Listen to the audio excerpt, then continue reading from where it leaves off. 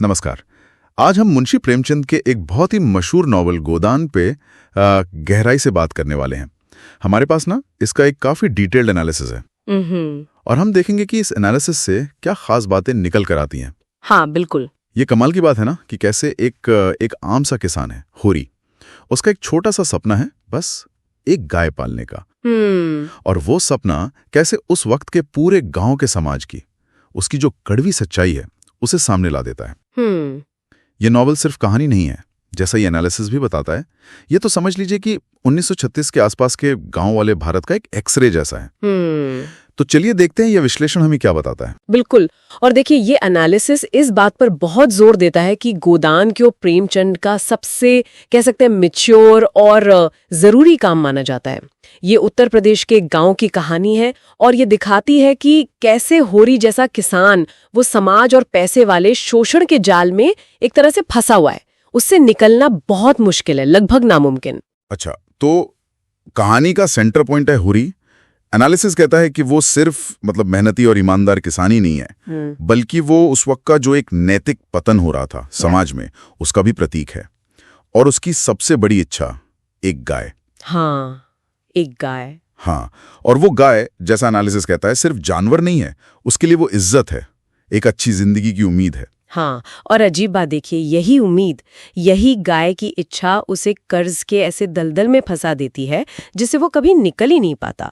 होरी का जो किरदार है ना, जैसा एनालिसिस में बताया गया है, वो उस हर किसान की तस्वीर है जो जमींदारों वो बड़े जमीन मालिक जो लगान लेते थे। हाँ। और साहूकारों जो ऊंची ब्याज पर पैसा देते थे, उनके बोझ के नीचे पिस रहा था।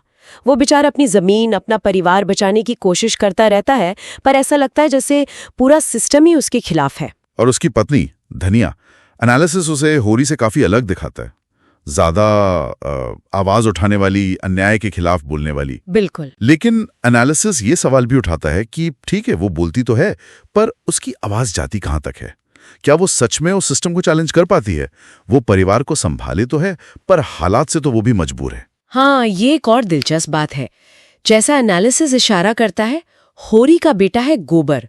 वो गांव की पुरानी रीतियों से भागकर शहर चला जाता है। वो नई पीढ़ी का चेहरा है, बदलाव चाहता है, कुछ अलग करना चाहता है। पर शहर जाकर भी उसे एक दूसरी तरह का शोषण मिलता है, नैतिक उलझनें मिलती हैं। तो एनालिसिस ये सोचने पर मजबूर करता है कि क्या शोषण सिर्फ गांव में था, जमींदारी और साहूकारी वाला, या शहर के नए माहौल में भी उसने बस अपना रूप बदल लिया था। हाँ, ये तो वाकई सोचने वाली बात है। ये नॉवेल सिर्फ किरदारों की कहानी नहीं है, उससे कहीं ज्यादा है। ये उस वक्त के बड़े सामाजिक आर्थिक मुद्दों पर एक तीखी टिप्पणी है, जैसे आपने कहा किसानों का कर्जा। बिल्कुल। एनालिसिस इस पर रोशनी डालता है कि कैसे होरी की एक छोटी सी ख्वाहिश, एक गाय की चाह, उसे सूदखोरों के जाल में पूरी तरह उलझा देती है। निश्चित रूप से आर्थिक शोषण, पैसा वाला मामला, वो तो एक बड़ा मुद्दा है ही, पर विश्लेषण ये भी बताता है कि नॉवेल जमींदारी प्रथा कितनी बेरहम थी, जातिवाद की जड़ें कितनी गहरी थीं, और समाज में जो ऊंच नीच थी उसे कितनी साफ गोई से दिखाता है। अच्छा। जैसे गोबर का झुनिया से प्रेम विवाह, एनालिसिस में उसे निम्न जाति का बताया गया है, तो वो शादी करता है और फिर समाज उसे बाहर निकाल देता है। ये दिखाता है कि समाज कितना बटा हुआ था, कितना सख्त था। तो इसका निचोड़ क्या है फिर एनालिसिस के हिसाब से? क्या यही कि उस समाज के ढांचे में आप चाहे कितने भी मेहनती हों, ईमानदार हों, गरीबी और शोषण की जंजीरों को तोड़कर ऊपर उठना लगभग नामुमकिन था? होरी की पूरी जिंदगी जैसे इसी कड़वी सच्चाई का एक सबूत बन जाती है। बिल्कुल। और प्रेमचंद की लिखने की स्टाइल, विश्लेषण, उनकी जो असलियत दिखाने वाली शैली है, उसकी बहुत तारीफ करता है जी। जिस बारीकी से उन्होंने गांव की जिंदगी, लोगों की बातचीत, उनके रीति रिवाजों को दिखाया है, वो कमाल है। भाषा में गांव की बोली है, मुहावरे हैं, इतना सजीव लगता है कि पढ़ने वाले को लगता है वो खुद उसी गांव में पहुंच गया है।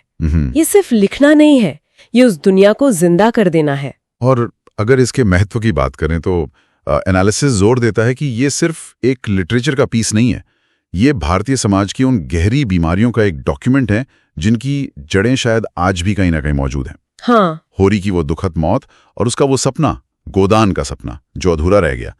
एनालिसिस के मुताबिक ये सिर्फ एक आदमी की हार नहीं है, ये उस पूरे शोषण वाले सिस्टम के सामने इंसानी मूल्यों की, उम्मीदों की हार। संक्षेप में कहें तो जो विश्लेषण हमारे सामने है वो यही बताता है कि गोदान हमें भारतीय गांव की कठोर सच्चाइयों से रूबरू कराता है। सामाजिक अन्याय के जो अलग अलग रूप थे और इन सब के बीच इंसानियत और अपनी इज्जत बचाने के संघर्ष की एक ऐसी तस्वीर दिखाता है जिसे भुलाया नहीं जा सकता। होरी की कहानी उन लाखों करोड़ों किसानों की आवाज बन जाती है जो शायद आज भी रूप बदल गए होंगे पर उन्हीं संघर्षों से कहीं ना कहीं जूझ रहे हैं। प्रेमचंद ने वाकई हमें सोचने पर मजबूर किया है, जैसा कि ये विश्लेषण भी कहता है कि क्या एक ऐसे सिस्टम में जहां शोषण ही शोषण हो, वहां सिर्फ किसी एक इंसान की अच्छाई या मेहनत टिक सकती है? ये सवाल तो आज भी उतना ही जरूरी लगता है। और जाते जाते विश्लेषण एक बहुत अहम सवाल हमारे लिए छोड़ जाता है कि जिन सामाजिक और आर्थिक दूरियों को, फासलों को गोदान ने लगभग 100 साल पहले दिखाया था, क्या वो आज सच में खत्म हो गई हैं या उन्होंने बस अपना रंग रूप बदल लिया है और किसी नए भेस में, किसी नए तरीके से हमारे बीच आज भी मौजूद है? इस पर सोचना तो बनता है।